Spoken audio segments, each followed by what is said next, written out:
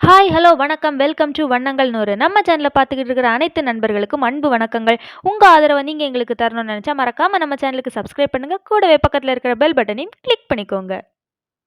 இன்னைக்கு நாம ஃப்ரெஷ்ஷான ஆரஞ்சு பழத்தை யூஸ் பண்ணி கேக் எப்படி செய்யறது அப்படின்னு தாங்க பார்க்க போறோம். இந்த கேக் செய்யறதுக்கு முதல்ல அரை கப் வெண்ணெய் எடுத்துக்கலாங்க. இந்த வெண்ணெய்க்கு பதிலாக நீங்க எண்ணெய், நெய் எது வேணாலும் எடுத்துக்கலாம். இப்போ நாம எடுத்திருக்க அரை கப் வெண்ணெயை நல்லா பீட் பண்ணி எடுத்துக்கலாம். இப்போ நாம பீட் பண்ணி வச்சிருக்கக்கூடிய இந்த வெண்ணெய் கூட அரை கப் சர்க்கரையை பொடிச்சு சேர்த்துக்கலாம்.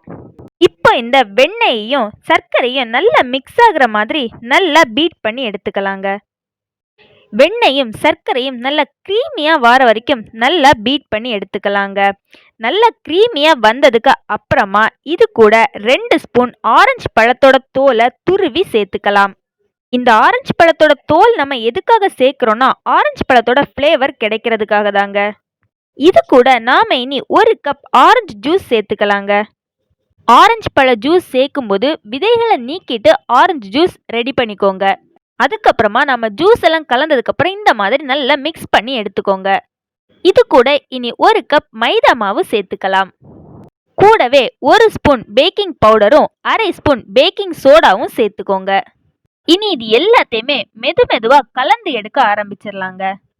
மைதா மாவு கட்டிகள் ஃபார்ம் ஆகாதபடி மெதுவா நல்லா கலந்து எடுத்துக்கோங்க. இது கூட 2 முட்டையை பீட் பண்ணி சேர்த்துக்கோங்க. முட்டையை சேர்க்கும் போது நல்லா பீட் பண்ணி சேர்த்துக்கோங்க. நீங்க முட்டையை எவ்வளோ தூரம் பீட் பண்றீங்களோ அந்த அளவுக்கு கேக்கு சாஃப்டா வருங்க. முட்டை வேண்டாம் அப்படின்னு நினைக்கிறவங்க அரை கப் தயிர் கூட சேர்த்துக்கலாங்க. எல்லாத்தையுமே மிக்ஸ் பண்ணிட்டு தண்ணீர் தேவைப்பட்டா மட்டும் கொஞ்சமா பால் ஆட் பண்ணிக்கோங்க. இது கூடவே ஒரு பிஞ்ச் அளவுக்கு ரெட் கலர் ஃபுட் கலர் சேர்த்துக்கலாங்க. இது நம்ம வெறும் கலருக்காக மட்டும் தாங்க சேர்க்கிறோம். இப்படி சேர்த்தாதான் நம்மளுக்கு அந்த ஆரஞ்சு கேக்கோட ஆரஞ்சு கலர் அழகா கிடைக்கும். இப்போ எல்லாத்தையுமே சேர்த்து நல்லா மிக்ஸ் பண்ணி எடுத்தாச்சுங்க. பாருங்க, லைட்டான ஒரு ஆரஞ்சு கலர் அழகா இருக்குது. இனி கேக் உங்களுக்கு என்ன ஷேப்ல வேணும்னு நினைக்கிறீங்களோ அந்த ஷேப்புக்கு தகுந்தாப்புல ஒரு பாத்திரத்துல இந்த மாவை நாம மாத்தி எடுத்துக்கலாம். இனி இதுக்கு மேல கொஞ்சமா நட்ஸ் தூவி எடுத்துக்கலாங்க. நட்ஸ் ஆப்ஷனல் தாங்க. இது சாப்பிடும்போது அந்த ஃப்ளேவர் அழகா கொடுக்கறதுக்காக தான் நம்ம நட்ஸ் சேர்த்துக்கிறோம். உங்களுக்கு என்னென்ன நட்ஸ் எல்லாம் பிடிக்குமோ அது எல்லாமே சேர்த்துக்கலாம். சப்போஸ் உங்களுக்கு நட்ஸ் பிடிக்கல அப்படின்னா நீங்க சேர்த்துக்காம கூட இருக்கலாம்.